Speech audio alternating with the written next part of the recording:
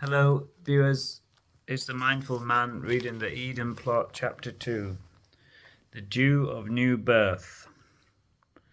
Turning back to the beginning again, I settled down to read what Acton had written.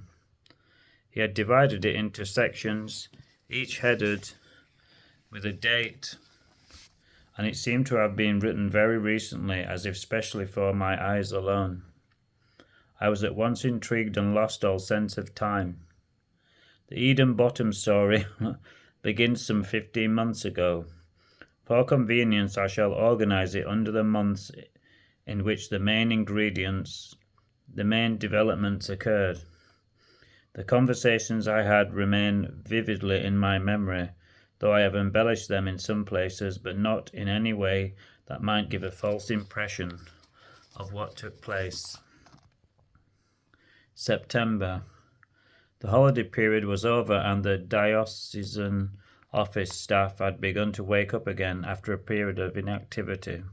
They had been weeding files and bringing mailing lists up to date, and visiting other departments to inquire about minor matters a phone call could easily have resolved. It was a curious fact that the attractive secretaries in the office seemed to receive far more visits of this nature than those of lesser appeal.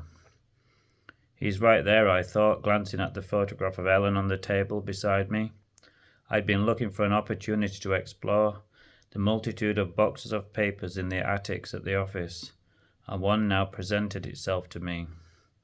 I decided to ask Northwood to make an inventory of whatever he could find up there and bring it to me for examination.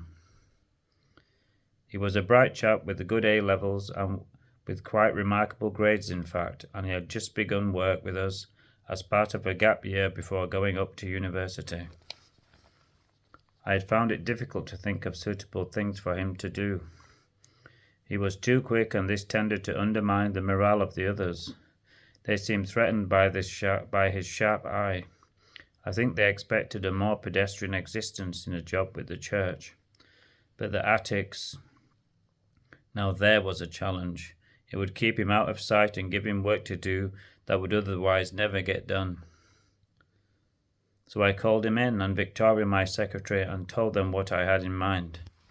She was rather older than he was, the sort of mousy girl who came to work on time every day and did what she was told, and I thought she'd be a good influence on him. Anyway, we went up the stairs together, unlocked the door, and came upon the boxes and filing cabinets stored up there and filled with what we optimistically called the archives. I left them to it and retreated down the stairs, brushing the dust off my clothes. It didn't do to spoil my new jacket and sports trousers.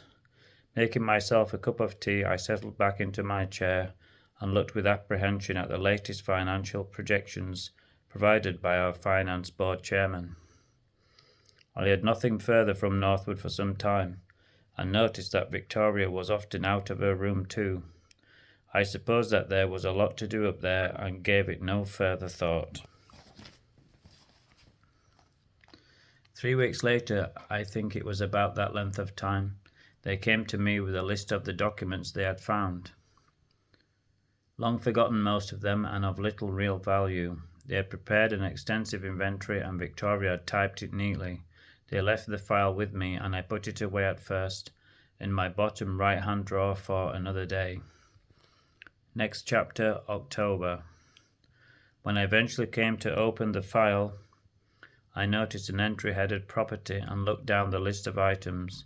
Some were familiar, but the diocese owner owned a number of parcels of glebe land which produced a fairly feeble income for the clergy stipends fund. But one caught my eye. It was called Eden Bottom Wood.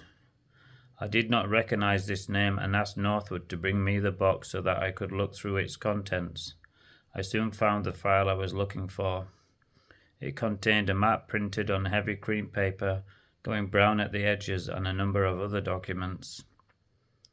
Unfolding it carefully, I saw a large area of woodland with a lake and several small fields, some 200 hectares in all. The accompanying papers revealed that this substantial plot of land had belonged to a Colonel something of Edensor Hall, According to his will, it was to go to his children and grandchildren. Though in the absence of any such heirs, he was to pass to the diocesan bishop he had used at his entire discretion. Apparently he had died in 1944, aged 53 and unmarried, and so the wood had come to us. I was amazed. We had no knowledge of this place. I sent for the full list of glebe properties we administered, but could find no mention of Eden Bottom, nor indeed of anything like that name, nor of any holdings at all in that part of the country. The question of the ownership of the land, and indeed of the management of the area as a whole, merited further investigation. I asked Nodwood, our diocesan registrar, if he knew anything about it, but he could not lay his hand on anything related to the bequest. A will must have been proved, though it was during the war and things may well have gone astray in those turbulent days. The bishop at the time must have been told of this generous gift, but no trace of any such thing could be found. The whole thing was a mystery. Without saying anything to Northwood or anyone else, I decided to visit the area and see for myself. I spent 2 days walking around, sitting in the village pub, the Rattlesnake, listening to local gossip and asking a number of obliquely phrased questions. The wood itself had the appearance of having grown or spread rather haphazardly, though some of it had clearly been coppiced in the past. The lake was rather murky and full of weeds, but the fields near the main road had been ploughed and were showing the first signs of some winter crop. I managed to find the farmer, who gave me an unfriendly welcome, no doubt thinking I was looking for genetically modified crops or some such nonsense, and when I asked who the landlord was for the part of his farm I was interested in, he proved very uncommunicative. I suspected that he knew, but was not telling because he paid no rent for it and would not want to begin doing so. The villagers, however, were very ready to tell me about the importance of the wood for local walkers and birdwatchers. I was told that there were crossbills and hawfinches there, and that ospreys sometimes flew over the lake, catching fish which they would tear to pieces as they sat on the branch of a dead tree. They described this feat with barely concealed hostility towards me.